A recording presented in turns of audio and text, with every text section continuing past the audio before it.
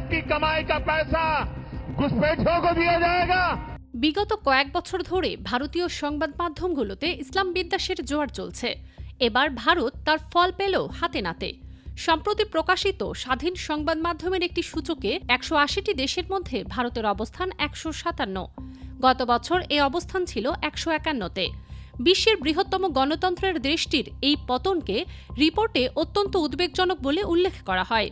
Reporters without borders নামে আন্তর্জাতিকভাবে স্বীকৃত একটি সংগঠন প্রতি বছর বিশ্ব প্রেস স্বাধীনতা সূচকের একটি তালিকা প্রকাশ করে থাকে, যেখানে রাজনৈতিক, অর্থনৈতিক ও সামাজিক প্রেক্ষাপট, সংবাদ মাধ্যমের মালিকানা ইত্যাদি বিষয় পর্যবেক্ষণ করা হয়। সম্প্রতি প্রকাশিত রিপোর্টে ভারতীয় সংবাদ মাধ্যমগুলো সম্পর্কে বেশ ভয়ানক কিছু তথ্য উঠে এসেছে।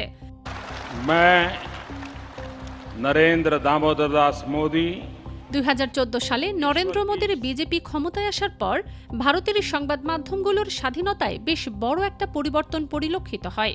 কেন্দ্রীয় সরকারের সাথে বড় বড় কর্পোরেট গোষ্ঠীর দহরম মহরম সকলের নজরে আসে, আর বেশিরভাগ সংবাদ মাধ্যম এসব কর্পোরেটদের মালিকানাধীন। ফলশ্রুতিতে নিরপেক্ষ সংবাদ প্রচারের বদলে এসব মিডিয়ায় সরকারকে খুশি করার প্রবণতাটাই বেশি দেখা যায়। মিডিয়াগুলো মূলত টিকে থাকে বিজ্ঞাপন থেকে প্রাপ্ত অর্থের ওপর। অতএব সরকারকে চটিয়ে বিজ্ঞাপনের স্পন্সর হারানোর ঝুঁকি কেউ নিতে চায় না। এভাবেই প্রত্যক্ষ এবং পরোক্ষভাবে মিডিয়ার উপর নিয়ন্ত্রণ প্রতিষ্ঠা করে বিরোধী দলগুলোকে কোণঠাসা করছে মোদী সরকার। কর্পোরেট মিডিয়া হাউসগুলোর বাইরে যেসব স্বাধীন মালিকানার চ্যানেল, পোর্টাল বা পেজ রয়েছে, সেগুলোকেও প্রতিদিন হাজার রকমের ঝক্কি পোহাতে হয়। সরকারের মতের বাইরে কিছু প্রকাশিত হলেই চলে যায় আইনি নোটিশ, কিংবা ব্লক করে দেয়া হয় সেসব চ্যানেল বা পোর্টাল। বিজ্ঞাপন বন্ধ করে দেওয়ার হুমকি তো আছেই। তবে এই সব কিছু ছাপিয়ে সবচেয়ে মারাত্মক ব্যাপার হলো এসব মিডিয়া ব্যবহার করে ইসলাম বিদ্বেষ ছড়ানো এবং সাম্প্রদায়িক সহিংসতা উস্কে দেওয়ার মতো অগণতান্ত্রিক কর্মকাণ্ড। জনসংখ্যা সমস্যা, জাতীয় নিরাপত্তা, সন্ত্রাস কিংবা সামাজিক সমস্যা, যে কোনো জায়গায় ঘুরে ফিরে মুসলিমদের টেনে আনা হচ্ছে। এগুলো মূলত উগ্র হিন্দুত্ববাদী বিজেপির মগজ ধোলাই ছাড়া আর কিছুই নয়।